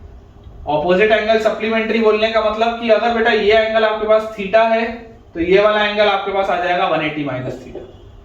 समझ आ रही है बात? इन दोनों में कोई कॉम्बिनेशन नहीं है बेटा, इन दोनों में कोई भी खास बात नहीं है। अगर ये थीटा है तो ये 180 माइनस थीटा है, अगर ये अल्फा है तो ये 180 माइनस अल्फा है। There is no relation as such between theta and alpha. Theta और अल्फा के बीच में बेटा अलग से आप कोई रिलेशन नहीं देंगे इन जनरल साइक्लिक क्वाड्रिलेटरल में, ठीक है ना। इन जनरल हमारे पास बेटा कोई भी अगर साइक्लिक क्वाड्रिलेटरल होगा तो ये चीज है जो हमको पता होनी चाहिए। तो ये तो हो गई बेटा एक बात। अब मैं बेटा यहां पर देखो आपको एक दो रिजल्ट्स और लिखा देता हूं, फिर अपन उसका डेरिवेशन भी अगर आप बोलोगे तो देख लेंगे, कोई दिक्कत नहीं है। जैसे मान लो बेटा आपके पास ये इस तरीके का एक आपने साइक्लिक क्वाड्रिलेटरल बनाया हुआ है, कुछ इस तरीके का। आपने इसको पॉइंट ए बोला था, इसको बी बोला था, इसको सी बोला था, इसको डी बोला था, ठीक है। ये आपने एक फिगर बनाया था। अपन बेटा मान लेते हैं लेट अस से this is side A, this is side B, this is side X and this is side Y। ये जो BC है इसका लेंथ A है, AD का लेंथ स्मॉल b है, AB का लेंथ स्मॉल x है और CD का लेंथ स्मॉल y है। और मान लेता हूं मैं कि यार ये एक डायगोनल D1 है, ठीक है, और बेटा ये एक डायगोनल D2 है। अपन ऐसा मान लेते हैं, ठीक है ना, that this is your diagonal D1 and ये वाला बच्चों जो डायगोनल आपके पास है this is your diagonal D2। तो एक बेटा इंपॉर्टेंट थ्योरम होता है, स्टार लगा लेते हैं। हो सकता है आप में से कुछ बच्चों को पता भी हो, नहीं भी पता होगा तो कोई दिक्कत की बात नहीं बेटा, मैं करा दूंगा। थ्योरम इज टॉलेमीज थ्योरम, टॉलेमीज थ्योरम, ठीक है। आपको ये टॉलेमीज थ्योरम पता है या नहीं पता है मुझे कमेंट्स में आप बताइएगा कि आज के लेक्चर के पहले टॉलेमीज थ्योरम आपको बेटा पता था या नहीं पता था। आप मुझे कमेंट सेक्शन में बताइएगा। टॉलेमीज थ्योरम बेटा ये बोलता है कि ऑपोजिट साइड्स का product, sum of the product of opposite sides, sum of the product of opposite sides मतलब कि बेटा a into b plus x into y। तो ये मैंने क्या लिखा है? sum of the product of opposite sides। opposite sides का आप प्रोडक्ट करें उसके बाद आप उनका सम करें, this will be equal to the product of diagonals, this will be equal to the product of diagonals। ab plus xy will be equal to d1 plus d2। this is Ptolemy's theorem which is applicable only for cyclic quadrilaterals, ठीक है। this is Ptolemy's theorem which is applicable only and only for cyclic quadrilaterals। बच्चों ये चीज मुझे पता होना बहुत ज्यादा जरूरी है, ठीक है ना। ये चीज बच्चों मुझे पता होना बहुत ज्यादा जरूरी है। अगर आपको ये चीज पता थी तब भी मुझे आप कमेंट में अभी तुरंत वीडियो पॉज करके बताइए कि हाँ सर ये आता था, और अगर नहीं पता था तो भी बताओ कि हाँ सर ये नहीं आता था, ठीक है। तो अपन बेटा टॉलेमीज थ्योरम का प्रूफ भी देखेंगे और उसके बाद मैं आपको एक दो चीज और भी बताता हूं। पहले मैं इस साइड का बोर्ड थोड़ा सा क्लियर कर लेता हूं। प्रूफ का बेटा एक पैसे का भी काम नहीं है, लेकिन फिर भी मैं करा देता हूं, ठीक है ना, बिल्कुल भी काम नहीं है बेटा, लेकिन सिर्फ आपको फील दिलाने के लिए, सिर्फ आपको फील दिलाने के लिए कि ये कहां से आया मैं आपको करा देता हूं। बाकी आप चाहें तो इसको प्योरली इग्नोर कर सकते हैं, और अगर कंसेप्ट समझने के लिए आपको देखना हो तो बेटा आप इसको देख भी सकते हैं। देखिए सर्कल हमारे पास बेटा दिया हुआ है, और इस सर्कल में बेटा मैं अगर अपना ये फिगर ड्रॉ करूं कि अपने पास देखिए इस तरीके का एक अपने पास बेटा फिगर दिया, let us say A B C and D. अपने पास बेटा एक कोई साइक्लिक क्वाड्रिलेटरल है, ठीक है। यहां के लिए तो मैंने रिजल्ट लिख दिया, आप देखो ए बी सी डी अगर बेटा कोई साइक्लिक क्वाड्रिलेटरल है और इसमें अपन ने ये डायगोनल्स बनाए, ठीक है क्या, देखो अपन ने ये डायगोनल्स बना दिए, और ये डायगोनल्स बनाने के बाद बेटा मान लेते हैं कि ये जो पॉइंट ऑफ इंटरसेक्शन है इन दोनों का, let us say this is at some point O। ये आपको एक बात पता होना चाहिए कि O is not the centre of the circle, O is not the centre of the circle बेटा। किसी स्पेशल फिगर में बन जाए बात अलग है, but in general O is not the centre of the circle. मैं एकदम स्पेसिफिकली और क्लियरली आपको बता रहा हूं, ठीक है ना, O is not the centre of the circle, O is not the centre of the circle. ये आपको एकदम मैं स्पष्ट शब्दों में बच्चों बता दे रहा हूं। यहां पर मैं आपको एक कंस्ट्रक्शन करता हूं। कंस्ट्रक्शन बेटा ये है कि ड्रॉ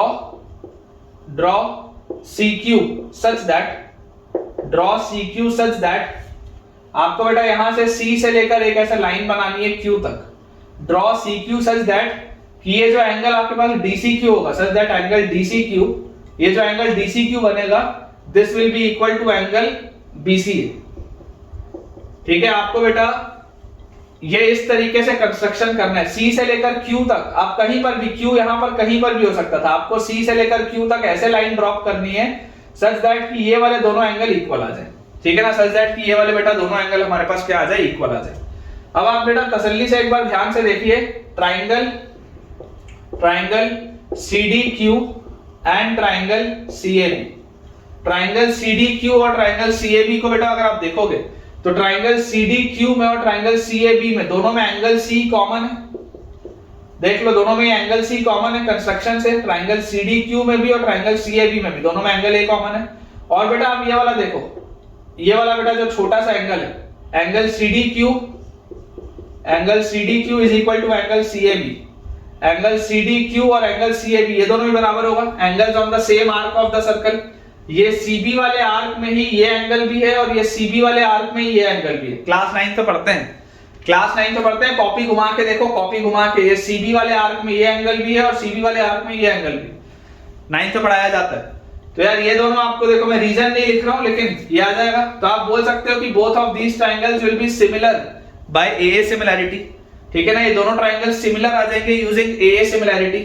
और अगर बेटा AA सिमिलैरिटी से ये दोनों ट्रायंगल सिमिलर आ गए तो आप बोल सकते हो, है ना, ये सिमिलर आ गए, तो यहां से बेटा आप बोल सकते हो that CD by CA will be equal to DQ by AB will be equal to CQ by CB। ये चीज मैं बोल सकता हूं, कोई दिक्कत की बात नहीं। इसके बाद बेटा अगर मैं ले लूं अपने पास जो ट्राइंगल मुझे लेना है, मैं आपको बोलता हूं कि अगर आप ले लो बेटा ट्राइंगल DCA, ठीक है, ट्राइंगल DCA, और उसके साथ हम ले ले बेटा ट्राइंगल DCA के साथ हम बच्चों ले ले अपने पास ट्राइंगल QCB। ट्राइंगल DCA के साथ बेटा, ट्राइंगल DCA के साथ आप ट्राइंगल ले लो QCB। In triangle DCA and triangle QCB, ध्यान से देखिएगा, ट्राइंगल DCA मैं बोल रहा हूं और ट्राइंगल बेटा मैं बोल रहा हूं QCB। ये दोनों ही ट्राइंगल बेटा अगर आप ध्यान से देखेंगे तो DCA में ये वाला जो एंगल है A, DCA में बेटा ये वाला जो एंगल है A, इसको अपन थोड़ा सा डार्क कर देते हैं, ये DCA में ये वाला एंगल, और QCB में बेटा ये वाला एंगल। देखो ये दोनों एंगल सेम होंगे क्या, क्योंकि ये CD वाले आर्क में ये एंगल भी और CD वाले आर्क में ये एंगल भी, तो ये दोनों एंगल तो बराबर आ गए, ठीक है। अपन बोल देते हैं angle DAC is equal to angle QBC, angle DAC is equal to angle QBC। सबसे पहली बात तो ये, और उसके बाद बेटा आप देखो कि ये वाला जो एंगल है DCA और QCB, angle DCA will be equal to angle QCB।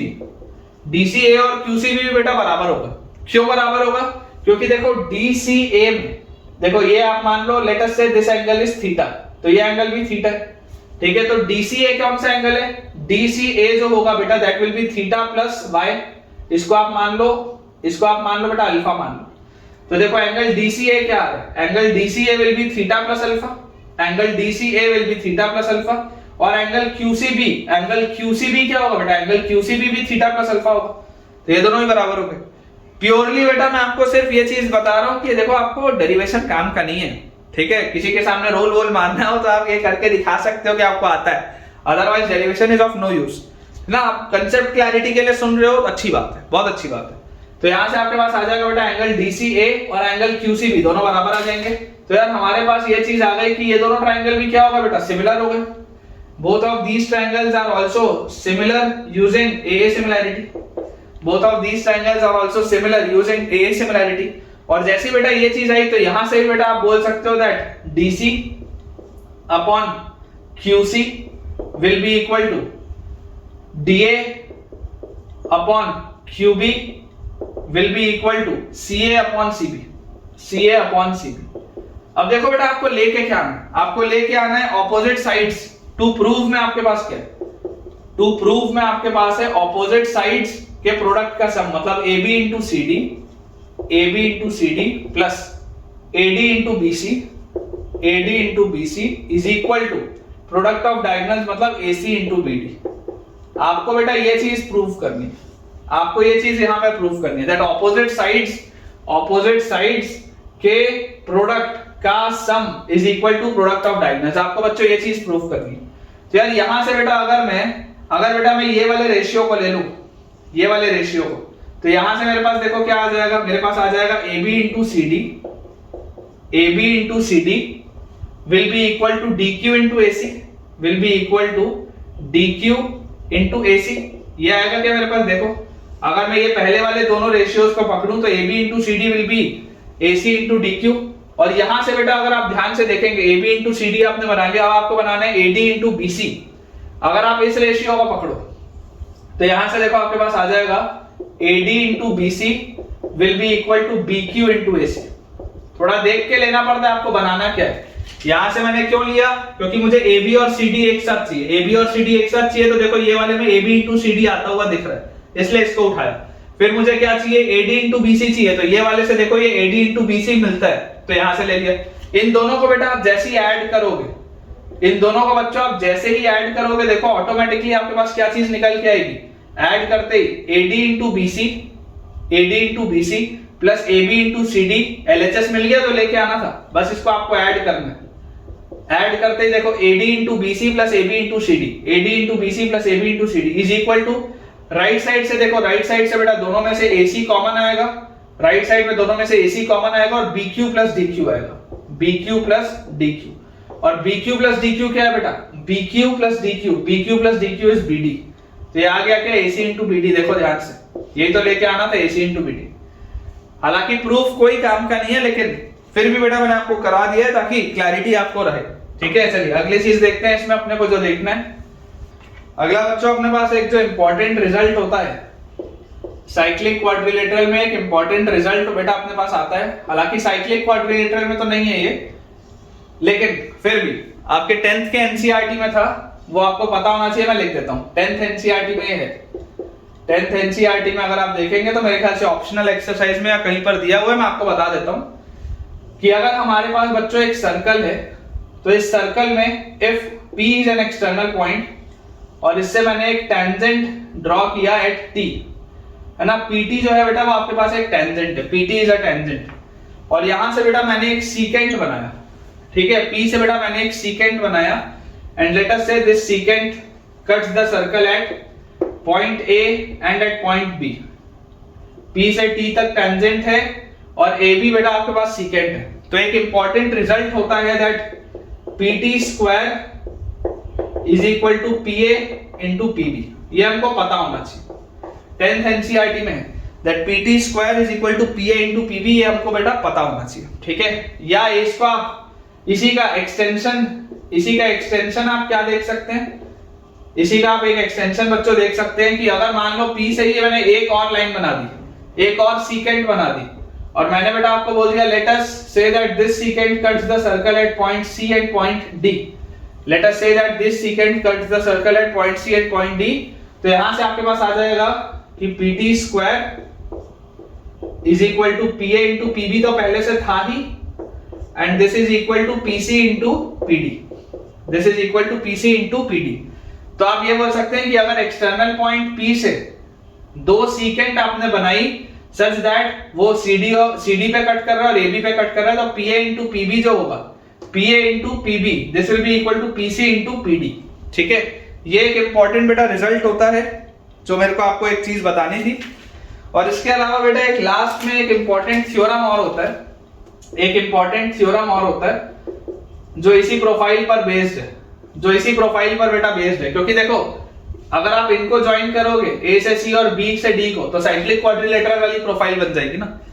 ध्यान से देखो, अगर आप ए से सी और बी से डी को ज्वाइन करोगे बच्चों, तो साइक्लिक क्वाड्रिलेटरल वाली प्रोफाइल बन जाएगी। इसलिए पता होना चाहिए, है ना, इसलिए बेटा ये पता होना बहुत जरूरी है कि PA into PB PC into PD के बराबर होता है। ठीक है, ये अपने को आइडिया होना चाहिए। एक इंपॉर्टेंट बेटा थ्योरम अपने पास आता है कि अगर मान लो हमारे पास एक सर्कल है और इस सर्कल के अंदर बेटा एक आपके पास ये साइक्लिक ऐसा क्वाड्रिलेटरल दिया हुआ है, या साइक्लिक क्वाड्रिलेटरल, हाँ ठीक है, एक साइक्लिक आपके पास बेटा क्वाड्रिलेटरल दिया हुआ है सर्कल के अंदर। This is A, this is B, this is C and this is D. ठीक है, ये बच्चों मुझको दिया है, ये चीज मुझको दी हुई है। अब मैं आपको बेटा जो चीज समझाना चाह रहा हूं वो ये है कि ए से सी और बी से डी को बेटा आपने ज्वाइन किया। क्लियरली आप देख सकते हैं दैट इनको बेटा आपने मान लो ज्वाइन किया किसी पॉइंट ओ डैश पे, है ना, इनको बेटा आपने मान लीजिए ज्वाइन किया किसी पॉइंट ओ डैश पे। तो सबसे पहली बात आपको समझ में आनी चाहिए that O dash is not the centre of the circle, O dash is not the centre, O dash is not the centre of the circle, है ना। मतलब कभी स्पेशल केस में आ जाए तो बहुत अच्छी बात है, अदरवाइज सेंटर नहीं है सर्कल का, इन जनरल है। तो इसमें बेटा एक इंपॉर्टेंट रिजल्ट होता है जो अक्सर बच्चों को नहीं पता होता। इंपॉर्टेंट रिजल्ट ये होता है कि O dash A into O dash C is equal to O dash B into O dash D. अगर ये रिजल्ट आपको नहीं पता तो मुझे कमेंट से बताइए। अगर आपको ये वाला भी बेटा रिजल्ट नहीं पता तो आप मुझे कमेंट से बताइए। ये चीज देखो मैं आपको बार बार बताने क्यों बोल रहा हूँ, बार बार बेटा ये मैं आपको बताने सिर्फ इसलिए बोल रहा हूँ ताकि मुझे एटलीस्ट ये चीज की जानकारी हो कि आपको मुझे ये बेसिक्स भी बताने जरूरी हैं। क्योंकि देखो अगर बेटा मैं आज के लेक्चर में डायरेक्टली पॉइंट से और सीधा कोऑर्डिनेट ज्योमेट्री से स्टार्ट कर दिया होता तो ये सब तुम्हारा छूट जाता। यू नेवर नो किस पर सवाल बन जाए, क्योंकि ये सब छोटे छोटे से टॉपिक्स हैं जिनसे क्वेश्चन आ सकता है, और अगर इनसे प्योर क्वेश्चन नहीं भी आया तो कहीं तो इस्तेमाल हो जाएगा इसका। इसलिए हमको आइडिया होना चाहिए। इसलिए बेटा मैं बोल रहा हूं कि जितनी जो चीजें मैं आपको बता रहा हूं, अगर इनमें आपने जो भी आज नया सीखा है, जो भी कंसेप्ट आप नए सीख रहे हैं, जो भी आपको चीजें नहीं पता थी कि टॉलेमीज थ्योरम नहीं पता था, ये एक इंपॉर्टेंट मैंने जो थ्योरम बताया ये नहीं पता था, ये जो इंपॉर्टेंट रिजल्ट बताया 10th का ये नहीं पता था, या आपको अगर टॉलेमीज का डेरिवेशन नहीं पता था, जो भी आपने नया सीखा मुझे कमेंट से बताइए ताकि बेटा मुझे क्लैरिटी रहे कि मुझे कौन कौन से वो सारे पॉइंट्स है जो इनकॉर्पोरेट करने अपने लेक्चर्स में। इस रिजल्ट को भी बेटा आप देखो बहुत इजीली प्रूव कर सकते हो, है ना। इस रिजल्ट को भी आप बहुत इजीली बेटा प्रूव कर सकते हो। आप देख लो, आप ले लो triangle A O dash B, ठीक है, ये वाला ट्राइंगल ले लो ए ओ डैश बी, और आप बेटा ले लो triangle D O dash C, triangle A O dash B और डी ओ डैश सी। अब ध्यान से बच्चों देखिए, ये वाला एंगल और ये वाला एंगल बराबर है, क्योंकि ये सीबी वाले आर्क में है, बीसी वाले आर्क में ये एंगल भी है और बीसी वाले आर्क में ये एंगल भी, दोनों बेटा एंगल सेम आर्क में।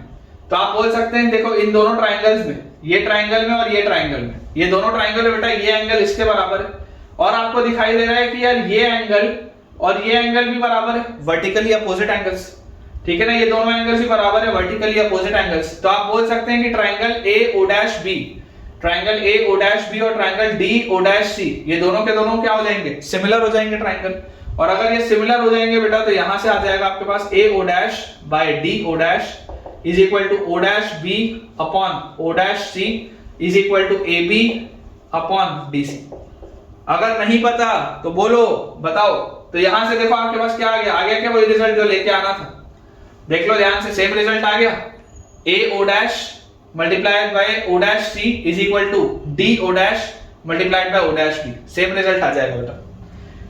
ठीक है, तो ठीक है बच्चों, इसके साथ हम अपने आज के लेक्चर को एंड करते हैं। आज हमने फैमिली ऑफ क्वाड्रिलेटरल्स बहुत अच्छे तरीके से देख लिया और मुझे उम्मीद है कि आपको अच्छे से चीजें समझ में आई होंगी।